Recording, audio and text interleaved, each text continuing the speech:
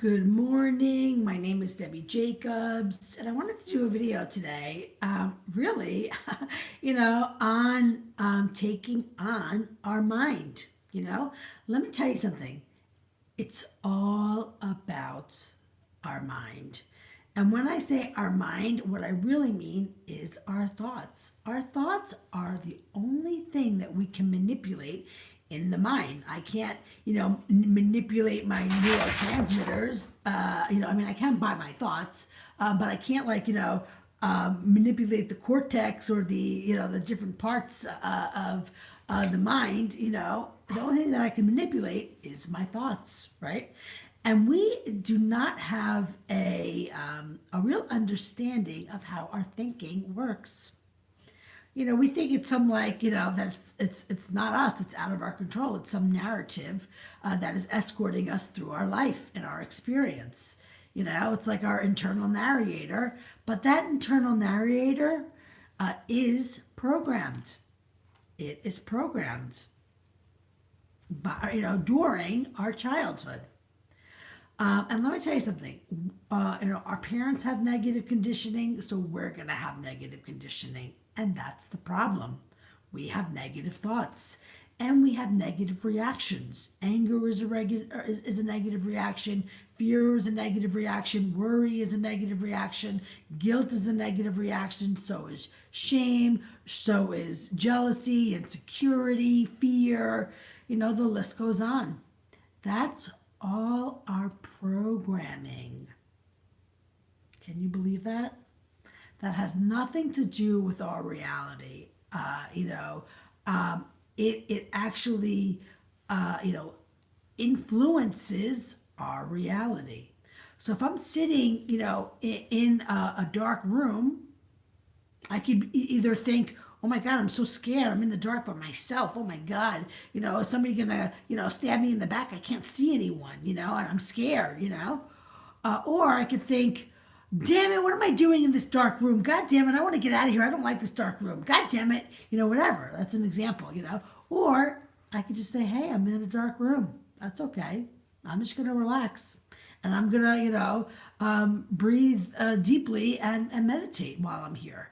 So really, it's our thoughts that are creating our experience, and our thoughts are based on our conditioning, our programming, right? So basically, this is a good thing and a bad thing. The bad thing is that we have negative conditioning. The good thing is that we can reprogram it to positive conditioning for freedom and happiness. And this is coming from someone who spent most of their adult life in depression, anxiety, and bipolar. I am in my freedom and happiness right now. And what did I do? I took on my negative thoughts. I did. And I was successful. And that's why I shared this information to help other people have the same success. I literally was like, took my negative thoughts out of my head and threw them out. All of my negative thoughts went right into the trash. We don't need them at all. And guess what? You're not going to miss them. You're going to love not having them. But you got to get, rid of them. You got to get them out of your head by addressing your negative conditioning. This is the healing process. And basically, it is through awareness, a real acute awareness. So I'm not unconscious to what my thoughts are feeding me because my thoughts are feeding me negativity.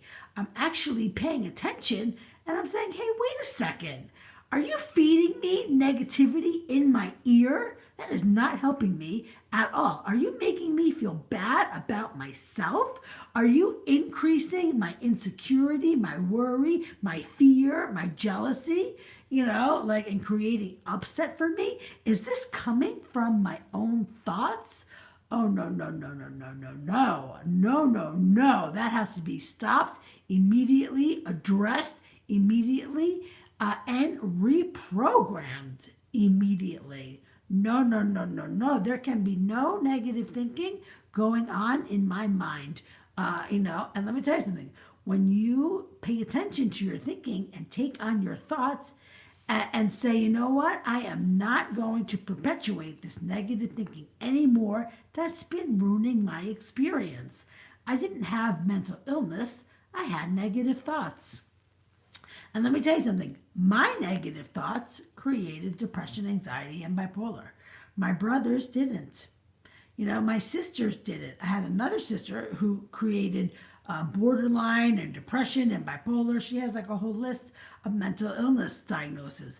But you know what? The only diagnosis that she should have is negative thoughts that don't serve her and ineffective coping skills that don't serve her. And that would be my diagnosis too. But that isn't even a diagnosis because we have a tendency to think diagnosis means for life. I changed all my thoughts, all my behaviors, and accomplished healthy self esteem. And let me tell you something, my mind didn't say, no, you can't do that. You're mentally ill and your mind doesn't work. My mind said, okay, you want to try and change your thoughts? Go for it. What do you want me to do? Like like what do I have to do? And I read books and I forced myself to change my thinking. My mind wanted to call me an idiot, and then I said, no, you cannot call me an idiot. No more. I am a beautiful, decent person. Program that. Stop with calling yourself and loving yourself.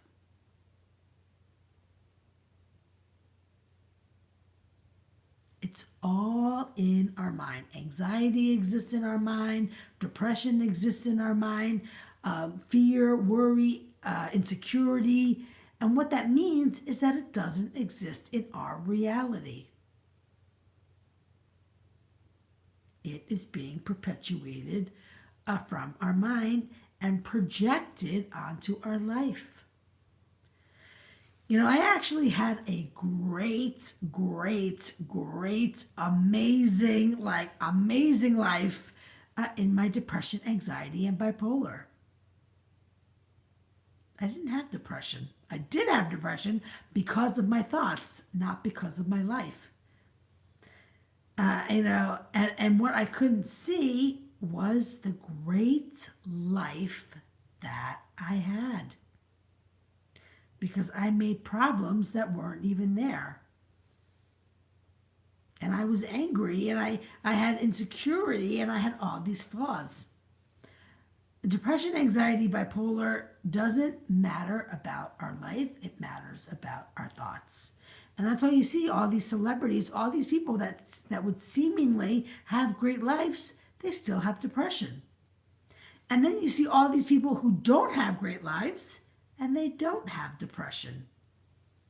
Why is not everybody in prison, why don't they have depression?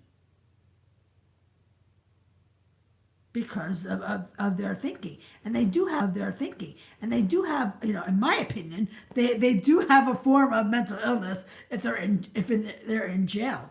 But that doesn't mean that they have depression. We classify mental illness based on behavioral problems. Murder is a behavioral problem. But basically, and let me tell you something, that is all avoided in the mind. Because what is the mind telling the person to do? The mind is saying, kill them. The mind. The mind is saying, rape the person. Rape her. That's a good idea. Rape. We really need to examine, the mind, not from the physical components of the brain, but actually from the thinking that goes on in the mind, because that is the root of all our problems. Because we create problems with negative thinking. And we know that there's negative thinking going on in the mind. So we really have to, with force, take on our negative thinking and force ourselves to think positively. And for every negative thought, there is a positive thought that's yet to be, discovered. We perpetuate this negative thinking and we don't even challenge it. We are a slave to it, and it's in command. We have to take our power back, take our mind, off of our hurt, off of autopilots. And let me tell you something. In my experience, because I'm the only, this is only my experience, it was a very manual process. How else can you change your thoughts unless you do it one by one? I couldn't stick my head in a dryer and come out with positive thoughts. I couldn't blink my eyes and have positive thoughts appear in my mind. I had to create them. And I had to learn how to do that. And then I had to learn how to program them, how to replace negative, ineffective coping skills with positive, effective coping skills, how to replace negative thinking with positive thinking. And what does it mean, positive thinking? A lot of people think that they're positive thinkers and they're not. Positive thinking has to do with the outcome that's created. So if a parent punishes a child, they're like, oh, that's good. That's not good. You just created unhappiness, not happiness. That's the outcome that you created. And the parent might be happy, punishing a child, but the child's not happy. So you didn't create happiness, you created unhappiness.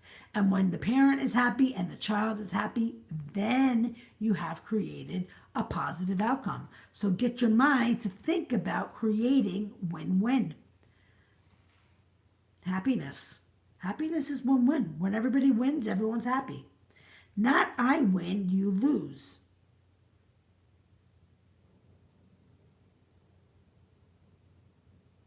That's unhappiness. And it all stems from our mind. And guess what? We have to challenge everything that we know. We don't have to challenge like what we learned and how we were educated. I know that, Albany is the capital of New York. I don't have to challenge that. But I have to challenge, when I think it's okay to speak my mind. It's not okay to speak my mind. I have to speak my mind in a way that doesn't create hurt for other people. It's not okay to punish my child. It's not okay to create negative associations with being wrong. That's hurt. That's damaging. It's not okay to be selfish. What serves me, doesn't serve everybody else. And how can we serve each other? All of this comes from the way that we think. And let me tell you something. It's not okay for me to feel insecure, for me to act jealous, for me to have anger problems, for me to be ruled by fear, for me to perpetuate anxiety, for me to worry all the time, for me to create upset and unhappiness for myself. That's not okay. And that takes thinking and re-strategizing situations to accomplish a positive outcome, not an outcome of hurt. All from our minds. How we act, what we say, how we live is all from our minds.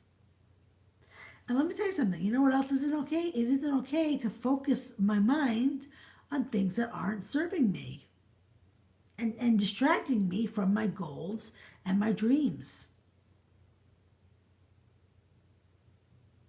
Playing video games for hours or having a 200, pairs of shoes, that stuff is not important. What's important is the quality of our life.